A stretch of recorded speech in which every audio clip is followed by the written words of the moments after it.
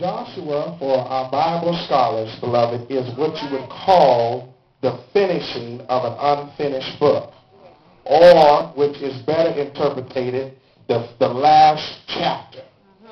What this means is that up until now, from Genesis to Deuteronomy, Brother Huff, the story is incomplete. And for some of us here, I want you to know, beloved, that 2009 was an unfinished chapter. Right. It does not mean that your book is complete. It just means that chapter is incomplete. You're saying to me, here it is, 2010. There's no way, Pastor, that chapter is incomplete. Well, that chapter is not complete until it has proper closure. Do I have any help here? It doesn't matter what God can do for you unless you accept what God has done. God can do a whole lot of great things, but unless you're willing and ready to accept what God has done, then you will still be stuck in time. What is so ironic about this passage is that God is trying to get people to understand a promise he made in Genesis chapter 12 is coming to pass. 600 years have taken place from Genesis 12 up until Joshua chapter 4. And what God is saying is, I'm getting ready to finish what I started. And that's good news to somebody today, because maybe you went to church and somebody gave you a word. Maybe somebody came and told you something God had put on their heart. But I want to submit to you today that your belief is what unlocks the power of God in your life. If you're not able to believe it, then you handcuff the hands of God in your life. It doesn't matter how powerful God is or how omniscient he is or how omnipresent he is. If you don't let God be God, then you will stay at the same place. I come to tell you, beloved, some of us are at the same place, not because God wants us to be there, but because our belief system doesn't allow us to go any further than where we are. So let me help you real quick and let me share with you what I'm talking about. If you got your books open in Joshua chapter 1, verses 1 through 4, what he does is he says something very emphatic, something that is very in time. He says, Joshua, I need you to understand something. Moses is dead. All right. Somebody ought to help me here. He says, I know you've been following him. He says, but you need to know he is dead.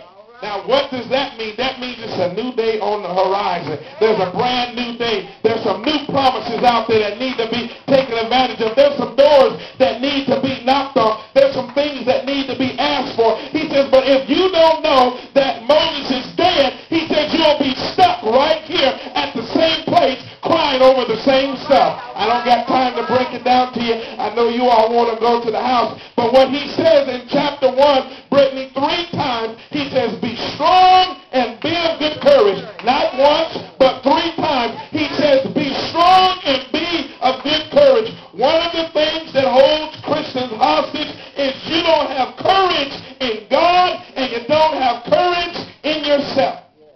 All right. Amen. If I were to ask you in here tonight, what do you think of yourself? Some of you would probably say that you don't think a lot of yourself. Some of you all would say that you think that you're depressed. Some of you would talk about what you're going through. But I want you to understand that doesn't define me. Amen. Although it refines me, it doesn't define me. Somebody ought to come here and help me. What he says here is, he says, I want you to know, he said, you spent time in the wilderness, but now it's time to apprehend, to access, to grab hold of the promise. I'm submitting to you today that I'm looking at a bunch of people that are sitting in this room right now that don't realize the promise is on the other side of the door. I'm sitting preaching to people that have been in church so long listening to some of these quick fix schemes that you become numb to the Word of God. You're no longer sensitive to the Holy Spirit. I say to you today that if you have the faith the size of a mustard seed and you ask the Lord and you speak to the mountain according to the Word of God, it said the mountain will be moved if you believe. Are y'all still here? I'm telling you, I don't know why, but I just believe for some reason or another that somebody in here is ready to get blessed if their mind is right. Well, what he does here is, he says, it's time for us to move. He says, but Joshua, what I need you to do, he says, I need you to find some people that think like you. He says, send out some men, send them out, view out the city. You all know the story, right? They come back saying it's giants in the land, right? They come back saying, hey, we can't do it, right? He says, all the ones that came back, they can't go. He says, but Joshua, you're going to send out another set of two. And when you send out these two, he said, I'm going to make preparations for you. He said, there's going to be a harlot in the city. And when you go there, she's going to provide lodging for you. And what I like is, the people that should have believed God didn't believe God.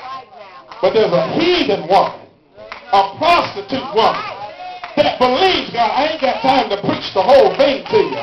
But what she says is, I know that you are men come from God.